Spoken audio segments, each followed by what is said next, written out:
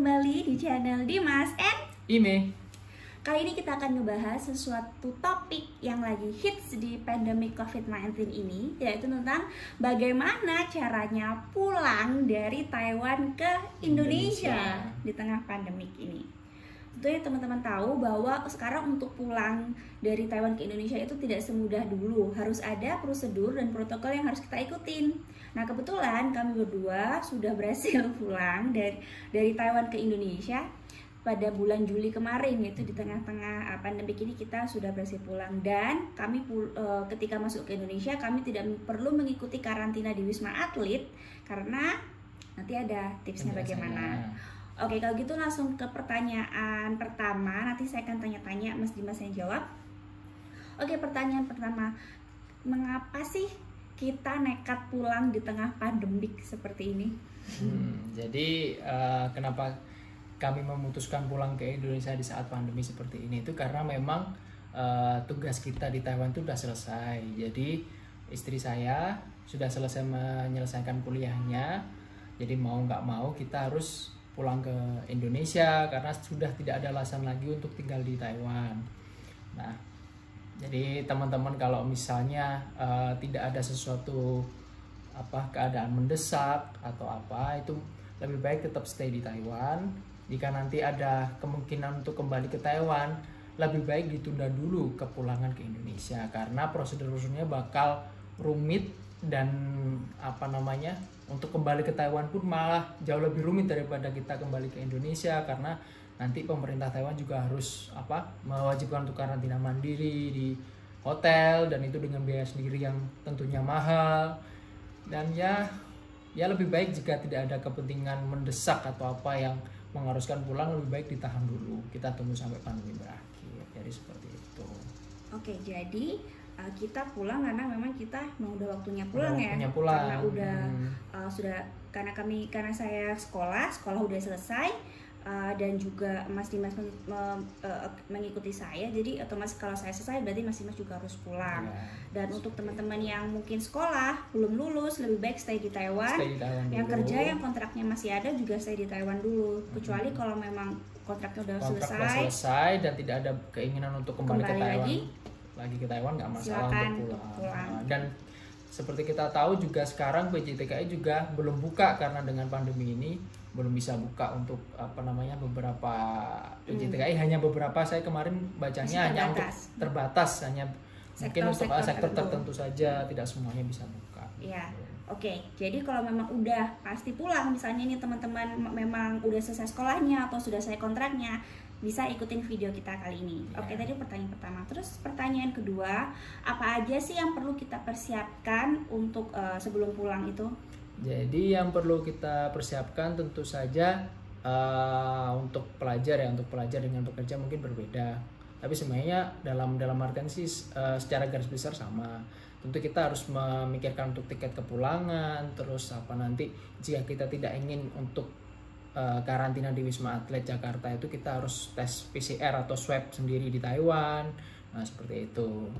Nanti untuk lebih jelasnya kita bahas untuk untuk pertanyaan selanjutnya saja. Yang penting tiket pesawat ada. Jika tidak ingin ingin karantina di Jakarta, siapkan PCR atau tes swab dari Taiwan.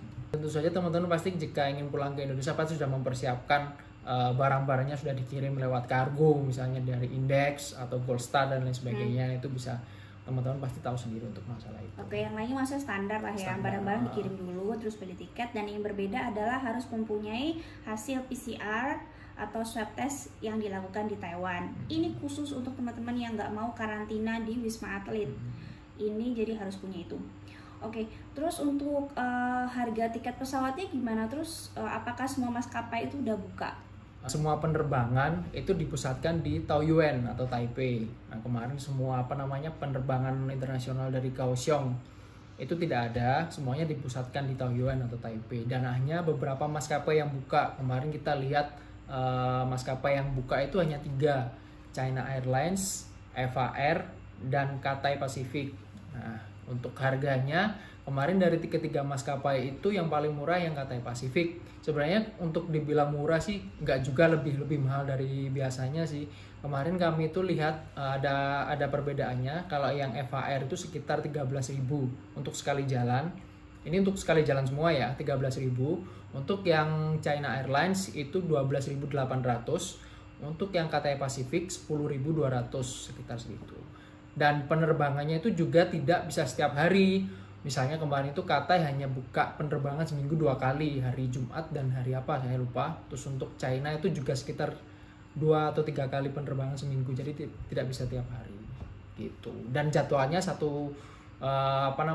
penerbangannya itu China dan EVA sama, sekitar jam 9 pagi. Kalau untuk Cathay Pacific penerbangannya sekitar jam 2 siang dari Taoyuan gitu. Oke, jadi sebenarnya masih ada maskapai yang jalan tapi terbatas. Dan juga frekuensi terbangnya terbatas, dan juga sebenarnya harganya kalau dibandingkan dengan sebelum pandemi nggak terlalu berbeda sih, tapi lebih mahal sedikit. Tapi memang itu kita nggak ada pilihan untuk low cost. Biasanya kan kita kalau mahasiswa kita pilih yang low cost seperti Scoot or AirAsia. Tapi kan udah nggak ada pilihan itu ya. Jadi memang adanya untuk maskapai yang maksudnya yang kualitas bagus gitu. Sebenarnya ada sih waktu itu kita pernah melihat Batik Air sempat buka. Tapi kita punya pengalaman tersendiri karena ternyata di cancel. Jadi lebih baik kita jika tidak mau mengambil risiko di cancel atau lain sebagainya, kita ambil saja 3 maskapai tadi, EVA Air, China Airlines atau Cathay Pacific. Gitu. Oke, itu tadi nama maskapainya. Sekarang pertanyaan keempat adalah, tadi kan disebutkan selain tiket juga harus butuh hasil PCR test. Nah, itu prosedurnya gimana untuk tes swab di Taiwan itu? Tes swab di Taiwan itu untuk beberapa rumah sakit yang ditunjuk oleh pemerintah Taiwan itu ada beberapa rumah sakit yang ditunjuk oleh pemerintah Taiwan untuk melakukan tes swab. Jadi tidak semua rumah sakit itu bisa. Bukan rapid test ya? Bukan rapid test ya, berbeda. PCR maksud saya, PCR atau swab. Itu yang bukan yang lewat hidung atau lewat mulut. Itu. Kalau yang rapid itu kan pengambilan sampel darah. Kalau itu nggak bisa dipakai. Jadi kita harus pakai PCR atau tes swab. Nah, Taiwan itu sudah menunjuk beberapa rumah sakit yang untuk pengambilan swab atau PCR itu. Setahu saya yang di Kaohsiung itu hanya 2. Yang pertama yang Kaohsiung Medical University atau KUI, dan yang satunya Canggung Memorial Hospital atau teman-teman orang Kaohsiung taunya Changken, RS Changken. Nah, RS Changken itu ada. Itu dua rumah sakit itu bisa. Terus untuk biayanya itu ada 2 macam. Yang pertama, jika teman-teman mau hasilnya hari itu juga, itu biayanya 7.000. Dan jika bisa diambil jika mau menunggu besok, itu biayanya 5.000. Tetapi ada tambahan 500 NT untuk translate dari bahasa Mandarin ke bahasa Inggris. Dan kami sarankan sekalian untuk ditranslate, karena ketika nanti di Bandara Soekarno-Hatta mereka maunya dalam bahasa Inggris, bukan dalam bahasa Mandarin. Kebingungan nanti. Begitu. Terus untuk bagaimana syarat tesnya PCR atau swab tadi itu, yang pertama yang perlu disiapkan adalah paspor. Kemudian tiket pesawat yang sudah dibeli. Jadi harus punya tiket pesawat dulu sebelum tes PCR, karena tes PCR atau swab itu berlaku hanya 7 hari dari tesnya itu. Jadi misalnya teman-teman mau pulang hari Jumat, kita bisa tes PCR Senin atau Selasa. Nanti jika tes Selasa bisa diambil Rabunya. Nah, Jumat itu kita bisa terbang dengan itu dan masih bisa digunakan dalam jangka waktu 7 hari itu. Dan saran saya sih kalau pengen lebih murah ya kita tes hari ini diambil besok, jangan langsung hari ini diambil hari ini juga. Dan untuk jam pelaksanaan tesnya, untuk pengalaman kami, kita ngambil sebelum jam 10 pagi kita sudah harus dari rumah sakit, karena mereka bilangnya hanya melakukan tes swab atau PCR ini sampai jam 12 siang. Jadi kalau bisa agar tidak antri, datang lebih pagi sekitar jam 9. Nggak perlu reservasi ya? Nggak perlu reservasi, langsung datang. Jadi nggak perlu reservasi, langsung datang bisa. Yang penting paspor dan tiket pesawat tadi.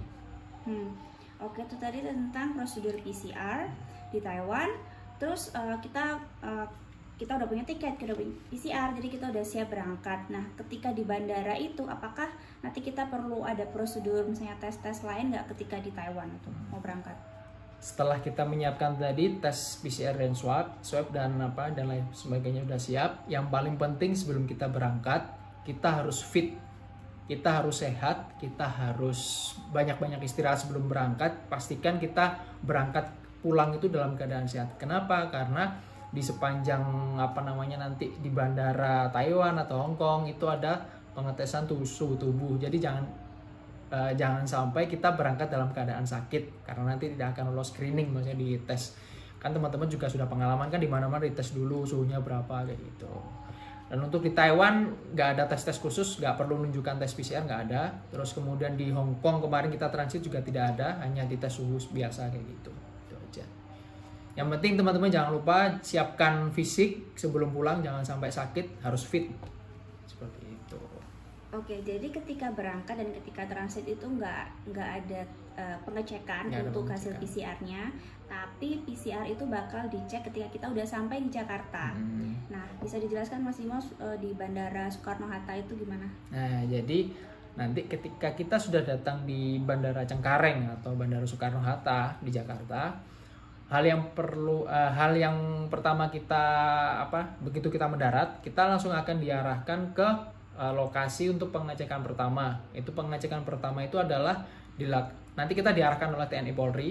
Kemudian nanti kita diarahkan di pengecekan pertama itu yang dicek pertama adalah suhu tubuh, kemudian saturasi, dan kemudian jantung. Nanti ditulis, nanti ada formnya, kita menulis, nanti akan ditulis oleh petugasnya suhu berapa, saturasi berapa, dan jantung berapa. Kalau semuanya sudah normal, oke, kita beranjak untuk pengecekan dokumen.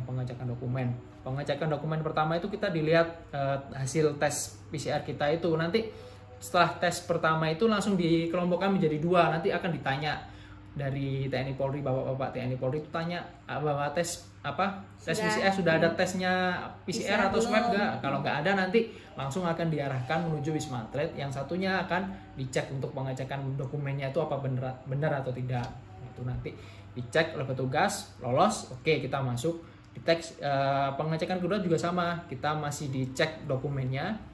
Nah, dicek dokumennya nanti bener nggak ini valid nggak, bener dari rumah sakit yang betul nggak, yang ditunjuk oleh pemerintah bener nggak, itu nanti udah dicek, udah beres. Nah, nanti teman-teman yang nggak bawa surat PCR itu akan diberi oleh petugas kalung, seperti kalung, karena nanti jalurnya akan berbeda. Orang yang sudah membawa tes PCR dan tidak itu akan berbeda, dibedakan nanti.